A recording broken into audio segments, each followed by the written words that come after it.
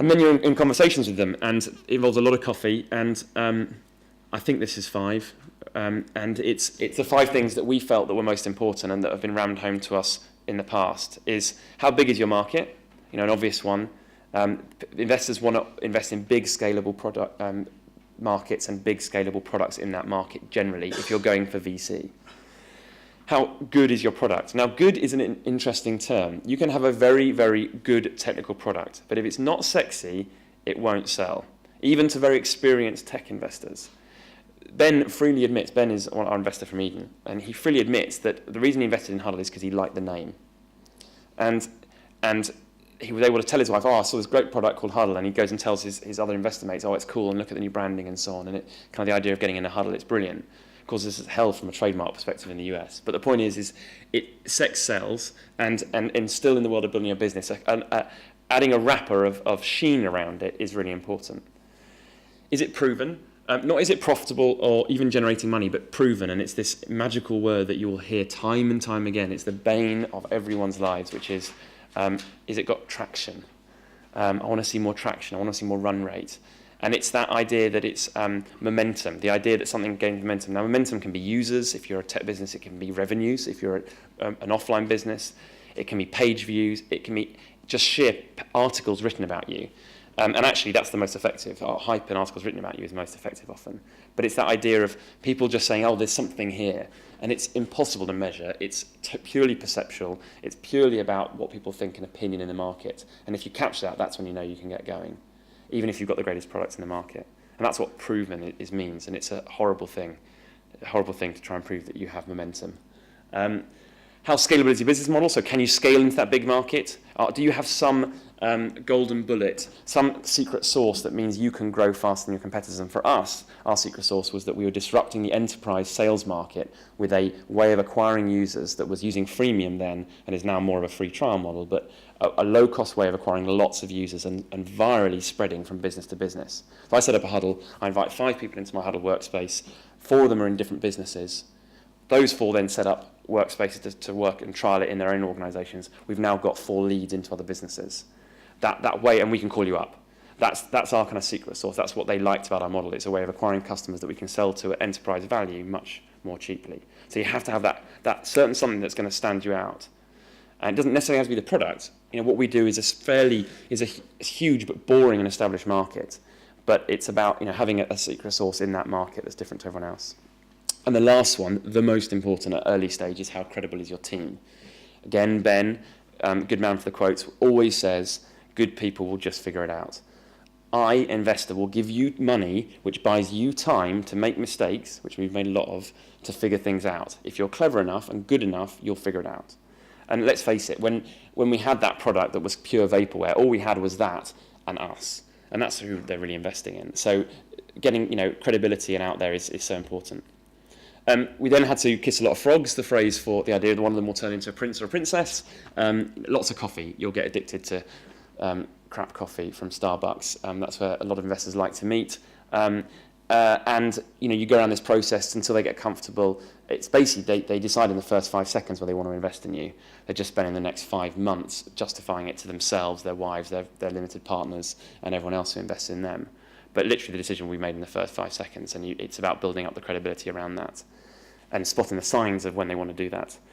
Term sheets, due diligence, and then hopefully the money that comes down.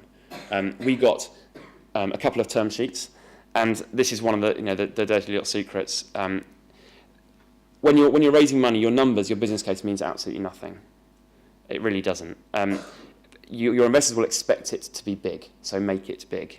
If it's small, you just won't raise any money because they'll be like, well, where's the size of the market? I want to see a big, and I want to see a big hockey stick. Now, every investor knows that it will not turn out like that, but they want to see a big number on there. So make it big.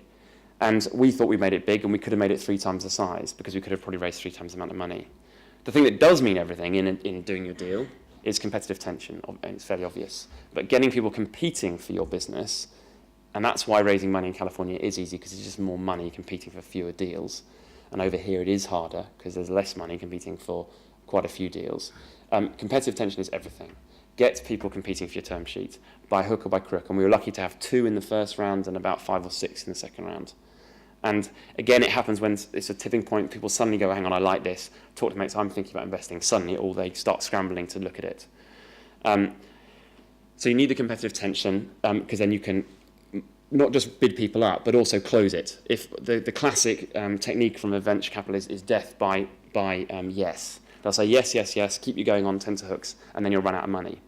And when you run out of money, because they haven't invested quick enough, that's kind of proving their point for them. They're like, well, that decision was easy, wasn't it? They've gone bust. They weren't able to get that traction or whatever it was they need to keep going.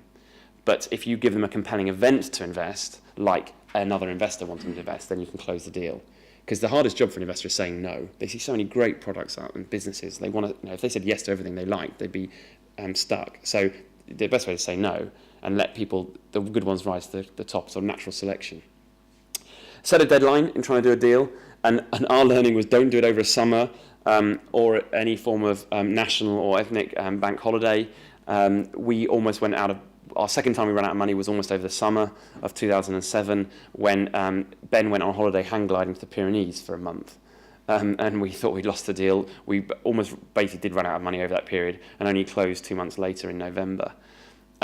So beware stupid things like that. Investors are often fairly wealthy people, especially in the bigger funds, and they can go on holiday, and they do for long periods.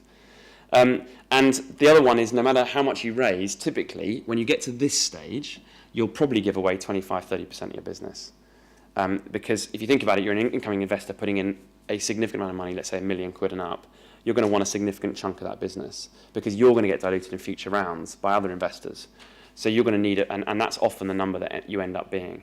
So if you're wondering about what your valuation is, then you literally take the amount of money you want to raise and multiply it by 3, and there's your valuation. So that's why your business case, in terms of the numbers, need to be as big as they need to be. So there's so much that's based on things. I mean, how else could tech businesses in the Valley raise so much money at such ridiculous valuations? It's obviously based on nothing, on no form of reality at all. And frankly, we've got to be a lot better at this kind of punchy early stage stuff. Now, you will get beaten down as you go on, as we've gone on and raised more money. Our numbers have to match our reality much more closely, obviously.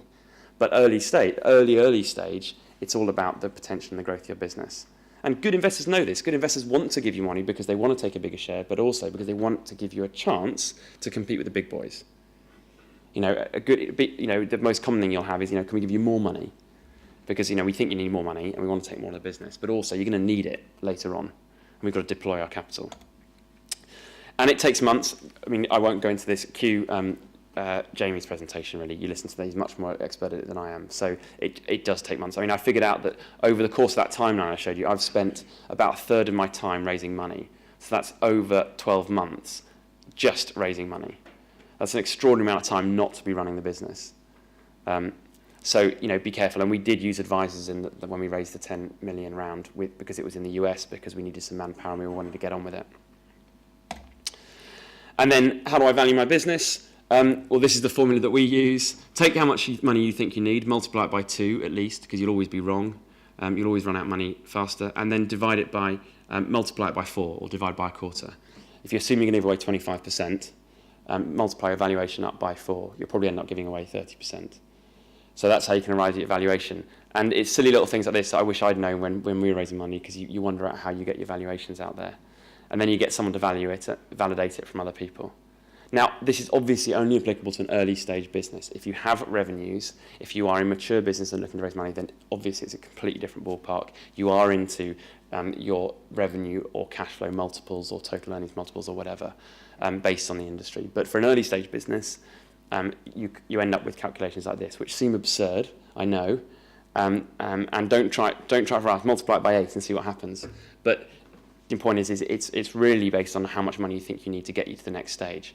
And that's how your investors will be looking at it. They won't be thinking in terms of exit. They'll be thinking, how much does it take me to get from friends and family round to get me to the A round?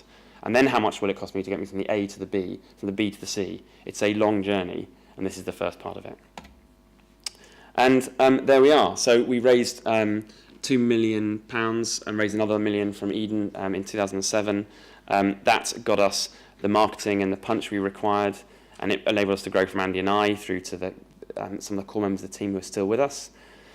And then so on and so off through the years in our new offices. And then back last year, we then raised another $10 million, £6 million from Eden again, our existing investors, and a US fund Matrix to expand into the US, which we now have an office in San Francisco.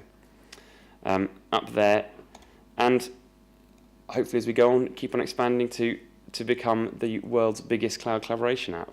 So I hope that's been useful. It's been an amazing journey. We're still on it every minute and every day. We go through more evolutions of it, and hopefully that's given a little flavour into some of the lessons we've learned. So thanks very much. Thanks, Alastair.